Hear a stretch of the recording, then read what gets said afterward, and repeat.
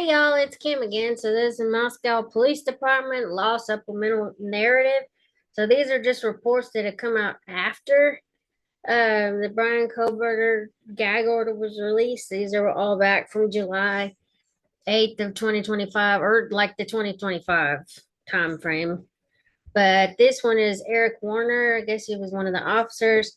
So the narrative, initial response, clearing the home and interview with Hunter Johnson. He's the one that actually discovered at least Xana and try to make sure she was still with us, checking her pulse and that kind of stuff.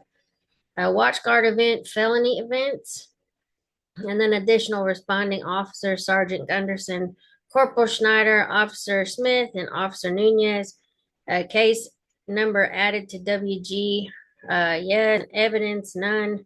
So the narrative on November 13th, 2022, approximately 11:58 hours, I responded to a report of an unconscious person at 1122 King Road.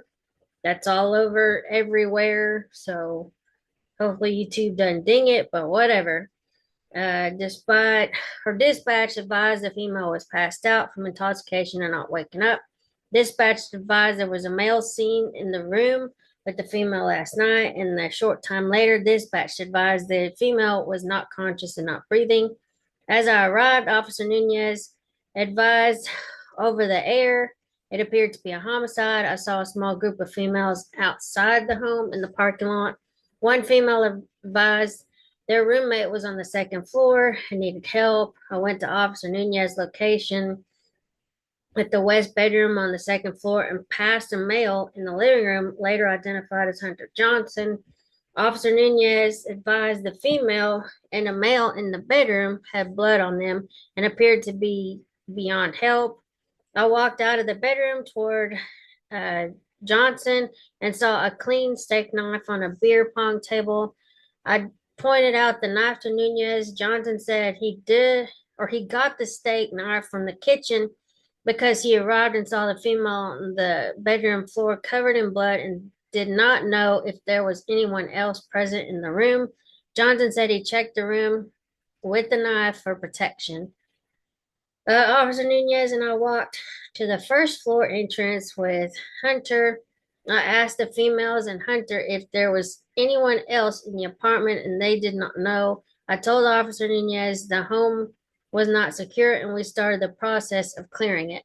On the third floor in the southeast bedroom, I saw two clothed females lying on a bed on their backs who appeared deceased. One female on the left side of the bed in relation to the bedroom door had an extreme amount of lacerations to her face and upper body, which made her unrecognizable. The other female had multiple lacerations on her upper body and some blood on the face or on her face. I walked to the far side of the bed to determine if the female on the right was beyond help. I saw the female's leg was off the edge of the bed and it had lividity. Once I noticed the lividity in the female's leg, I backed out of the room. Officer Nunez and I checked the rest of the third floor and saw it was clear. And there was a poodle in the west bedroom on the bed, which was later taken to the Humane Society by LCSO. After clearing the home, I briefly interviewed Johnson. Johnson said he was at his apartment.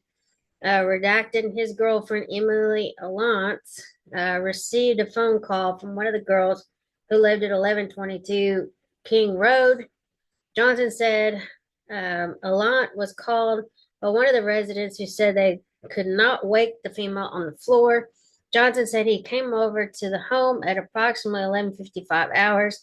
Johnson said he saw the female on the floor in the bedroom and did not see the male on the bed, who had identified as Ethan before grabbing the knife.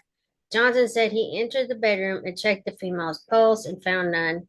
Johnson said he did not check Ethan and left the home. I thanked Johnson for talking with me and told him he could go stand with Alon, who was with the other residents in front of the home.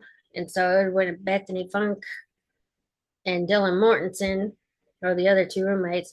So I stood by at the front door and started the crime scene log at 12:15 hours. Sergeant Gunderson relieved me for approximately 3 minutes so I could get my gloves during my time at the front door. At approximately 3:02 hours, I was relieved by Officer Wazinski, who took possession of the crime scene log and returned to the station. At approximately 3:28 hours, I came back to the scene and relieved Officer Smith, who was standing at the rear sliding glass door, which was open when officers arrived. I remained at the back door until I was relieved by Officer Nunez at approximately 4:28, and then I identify or certify or declare under penalty of perjury pursuant to the law of the state of Idaho that the foregoing is true and correct. E. Warner. And this was Friday, November 18th, and then reviewed by D. Hathaway, Saturday, November 19th. So that's just another one of the officers that responded to the scene of the Idaho murders. But I will talk to y'all later. Bye.